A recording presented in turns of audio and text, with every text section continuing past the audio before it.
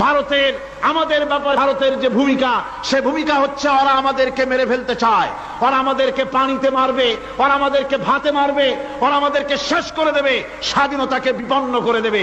এজন্য আজ এই বিশাল জনসমুদ্রের কাছে প্রশ্ন করি, যদি প্রয়োজন হয় আমাদের চির দুশ্মন ভারতের বিরুদ্ধে যদি লড়াইয়ের প্রয়োজন হয়, তোমরা সবাই প্রস্তুত থাকবে?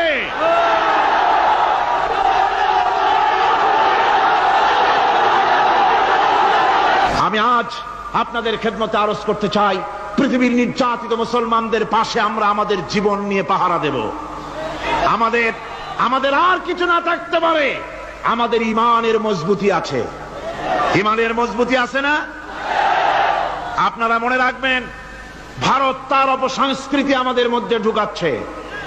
বাংলাদেশের মধ্যে মঙ্গল প্রদীপ দিয়ে অনুষ্ঠান শুরু হয়ে গিয়েছে, মঙ্গল প্রদীপ দিয়ে অনুষ্ঠান শুরু করা হচ্ছে।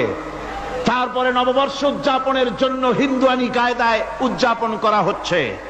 সাব গেমস শুরু করা হলো, কোরআনে কারীম তেলাওয়াত করা হলো না। সেখানে বর এবং বধূ বানানো হয়েছে, তাতে টোপর পরায়া হিন্দুয়ানি কায়দায় করানো হয়েছে। বাংলাদেশের কলেজ ইউনিভার্সিটির সামনে মূর্তি বসানো হতেছে। সুতরাং অপসংস্কৃতি দিয়ে ভারত বাংলাদেশের উপর তার আধিপত্য বিস্তার করতেছে। এ ব্যাপারে মুসলমানদের ঐক্য চাই। আমাদের ব্যাপারে ভারতের যে ভূমিকা, সে ভূমিকা হচ্ছে ওরা আমাদেরকে মেরে ফেলতে চায়, ওরা আমাদেরকে পানিতে মারবে, ওরা আমাদেরকে ভাতে মারবে, ওরা আমাদেরকে শেষ করে দেবে, স্বাধীনতাকে বিপন্ন করে দেবে। এজন্য আজ এই বিশাল জনসমুদ্রের কাছে প্রশ্ন করি, যদি প্রয়োজন হয় আমাদের চির দুশ্মন ভারতের বিরুদ্ধে যদি লড়াইয়ের প্রয়োজন হয়, তোমরা সবাই প্রস্তুত থাকবে?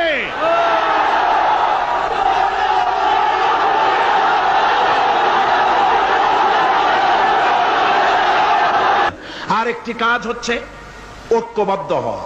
কি হওয়া? ঐক্যবদ্ধ হতে হবে আমাদেরকে। ওলামা, মাশায়েখ, পীর বুজুর্গ যারা আছে সকলকে ঐক্যবদ্ধ হতে হবে।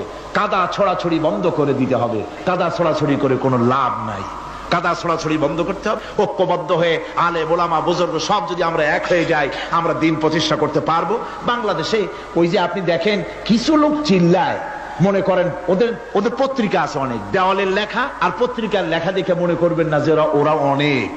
পুকুরের মধ্যে বিরাট পুকুর, খুব লাফায় পানি, মনে করেছে যে অনেক মাছ বুঝি, পরে জাল ফেলে দেখে যে শুধুমাত্র 3টে পুঁটি মাছ। সারা শহরে ওদের পত্রিকা বেশি, দেওয়ালে তারা লেখে বেশি, তাই বলে মনে করবেন না যে ভারতপন্থী আর রুশপন্থীতে দেশ ভরে গেছে। না, তাওহীদি জনতার উত্তাল ঢেউ চলছে সারা বাংলাদেশে। আলহামদুলিল্লাহ, আল্লাহ রাব্বুল আলামিন আমাদের এসব কথা মেনে চলার তৌফিক দিন, জোরে বলেন আমিন। আর এসব কাজ করার জন্য আমি যুবকদেরকে ডাকবো। ইসলাম প্রতিষ্ঠার জন্য যুবকরা হলো সবচাইতে বেশি জরুরি। যুবক সবচাইতে বেশি জরুরি। কি? জোরে কোন কি? তাকায় দেখেন তো, মাহফিলে মাথা উঁচু করে না, আপনি যেখানে বসে আছেন আপনার ডান দিকে তাকান, বাম দিকে তাকান, কাদেরে দেখেন? কোন? সারা মাহফিলে কাদেরে দেখেন? ও যুবকেরা, কিয়ামতে তোমরাই যাবা বেশি বেহেশতে, তোমরাই যাবে। সুবহানাল্লাহ। বেহেশতে কারা যাবে? যুবকরা যাবে, তোমরা বেহেশতে যাবে। আমি আমার কলেজের ছাত্র, ইউনিভার্সিটির ছাত্র, সমস্ত ছাত্র যুবকদেরকে বলতে চাই, যুবকেরা শুনে নাও, তোমাদের নেতারা ঢাকা থেকে যখন তোমাদের কাছে আসে, যে পার্টি তুমি করো না কেন, তোমাকে টাকা দেয়, অস্ত্র দেয়, নারী দেয়, মদ দেয়, পরের মিটিং ভাঙতে বলে, মিছিল ভাঙতে বলে।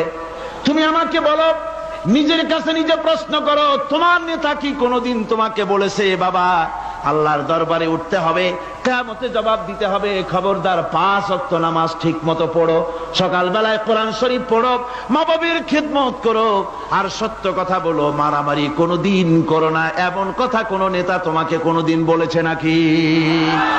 বলে নাই। তোমার নেতারা তোমাকে লাঠির মতো ব্যবহার করে। আমাদের কথা দেওয়ালে লেখো, আমাদের জন্য এই করো সেই করো, এই সব করে বেড়ায়। আমি যুবকদের বলি, খবরদার আমার যুবক ভাইরা, ফিরে আসো ইসলামের দিকে। তোমাদের রক্তের উপর ইসলাম প্রতিষ্ঠিত হয়েছে, আবার ভবিষ্যতেও তোমাদের রক্ত দিয়েই, তোমাদের শক্তি দিয়েই দিন প্রতিষ্ঠিত হবে। শাহাদাতের মৌতের চাইতে আরামের মৌত আর পৃথিবীতে মোটেও নাই। সুবহানাল্লাহ ওয়া বিহামদিহি।